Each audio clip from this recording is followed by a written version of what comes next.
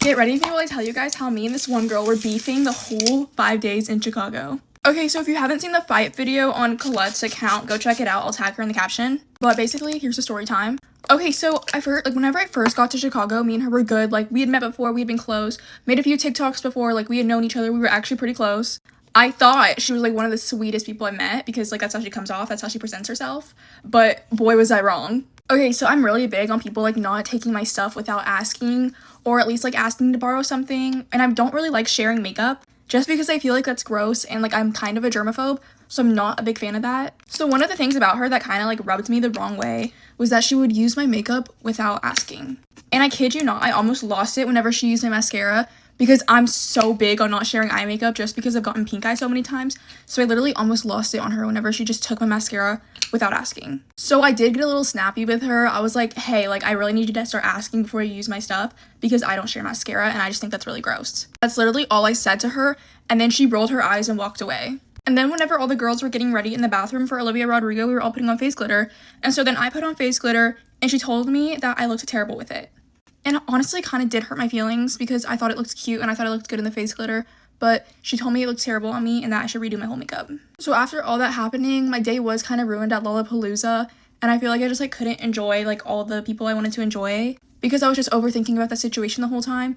So I kind of did have a bad day at Lollapalooza. Also, while we were at Lollapalooza, I was trying to, like, dance with Colette and Kaylee, and I don't know if this girl, like, felt left out or something, but she comes in and she shoves me, like, physically shoves me into another person just so she can, like, start dancing with Colette and Kaylee too. And so then, like, I'm, like, shoved and left out now. And the thing is, we honestly could have just made room for her if she would have asked, but she didn't ask. She physically just shoved me.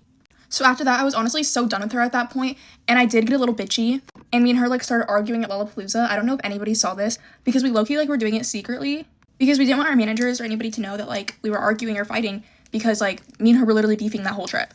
And mind you, this is only, like, day 2 of us being there, and we had 5 more days to go. Fast forward to the second day we were at Lollapalooza. So this is, like, the problem that we had with the camera. She was the only one with a digital camera, so, like, I wanted photos by myself because I don't really take pictures by myself. And so she did take a few, which I'm very grateful for. But the thing is, I feel like the whole time while she was taking my pictures, she was being so rude and making it sound like a chore. But when any of the other girls asked, she'd be like, oh yes, of course. So that kind of, like, rubbed me the wrong way.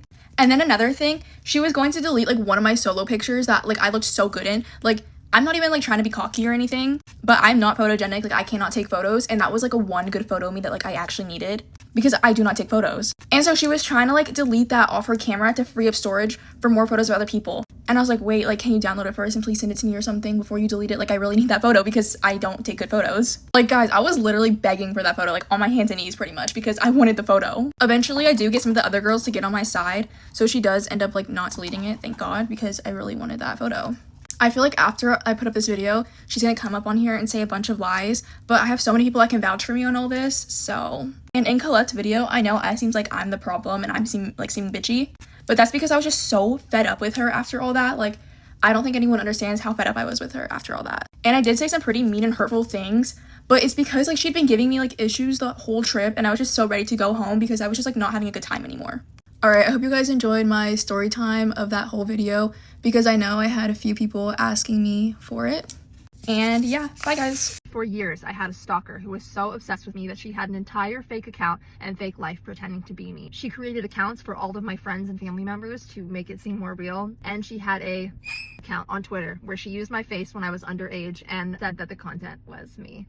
Story time! For context, if you have never seen me before, I was a child YouTuber, so I was on the internet at a very young age, so all kinds of weird shit has happened to me in my life, and this is one of them. In about 2017, I kept getting, like, a series of comments and Instagram DMs from different people asking me if I knew what this account was and if it was me, and I was super confused because at this point, I did not have, like, a Finsta or anything like that, and they kept asking if it was my Finsta, and all the comments said were, are you Kellyanne Wilkins? Is this, like, your secret account? I was like, who the hell is Kellyanne Wilkins? I brushed it off at first because I didn't know what it was and I was really confused what they were talking about, and I've had people make, like, fake accounts of me before, but never like this, never to this magnitude. So I was just like, oh, it's probably just someone that, like, made an account, is pretending to be me and, like, replying to people, whatever. One day though, I got so many comments about it that I decided to go search the handle on Instagram, and from there I found Kellyanne Wilkins, which is not my name. Kellyanne Wilkins was this account that had a lot of followers. It had almost 10,000 followers at a point, I think. The profile picture was me. The last name was mine, but the first name was similar to Kaylin, but not Kellyanne. I guess that was whatever. I don't know why that was what she picked. Everything I had ever posted, every photos of me that I had not even seen were on this account dating back months, years. Every Instagram story I had ever posted, screenshots from my videos, screenshots of baby pictures of me, elaborately placed and captioned as if she were talking as me. And at first I thought that it was just somebody using my face for a catfish account. I thought, okay, maybe the people who are following her don't think it's actually me. Does that make sense? Like, I thought maybe they didn't have any knowledge of who I was or know that I had a YouTube channel or anything like that, and just thought that those pictures were genuinely Kelly Ann, until I looked in the comments and there were people commenting saying, oh my god, I loved you on 7 Supergirls, I can't believe I found your private account. And she would reply and say, thanks so much for watching my videos. So she was pretending to be me.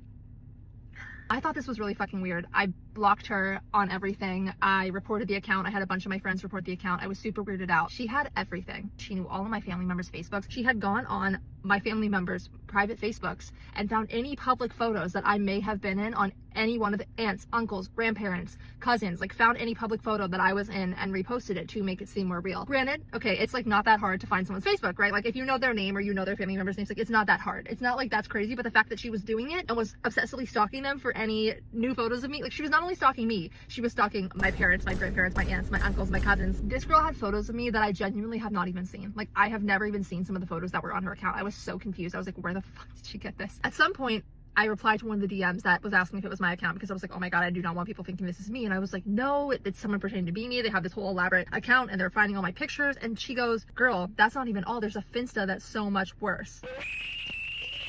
Oh, what do you mean? She sends me the Finsta username, which I can't even remember what it was, but I was on a fucking mission. I made a burner Instagram account. I requested, it was private. I requested the account on my burner Instagram. I made sure it looked nothing like anything I would do. Mind you, this Finsta also had several thousand followers. It was basically people from her other account that thought it was me that she let into the Finsta. So it was really not a Finsta. It was just a slightly less public version of the original account. So she lets me in on this burner account that I made.